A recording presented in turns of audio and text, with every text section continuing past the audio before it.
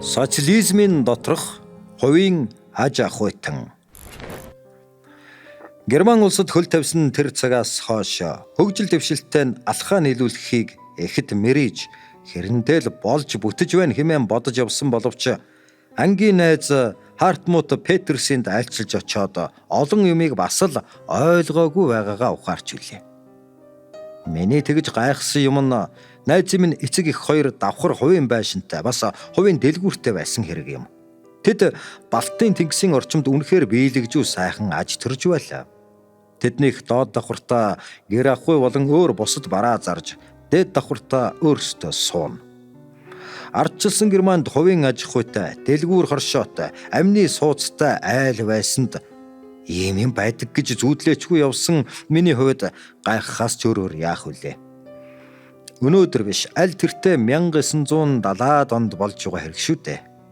Манай Монголд ч бай, ардчилсан Германд ч бай, бүх өмч улсынх байх ёстой байдаг. Адилхан социалист орнууд байтал ийм газар тэнгэр шиг өөр байсанд тун их гайхлаа. Манайд тэгэхэд ямар байдаг вүлээ хэмээн би өөрөө ирэхгүй бодсон юм. Ийм их хувийн өмчтэй айл манай улсад байх боломжтой юу? Байвал хаана хэн байх вэ гэж хэрэндэл бодож билээ.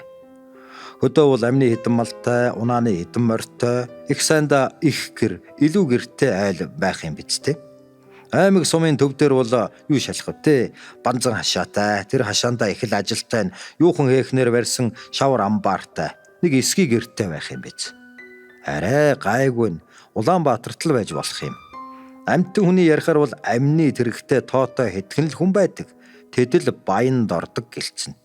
Гэтэл тэдэнд юуных нь хоёр давхар сууц бас дэлгүүр хоршоо байх вдэ. Сонсдог ном Эм бүхэд байршлаа.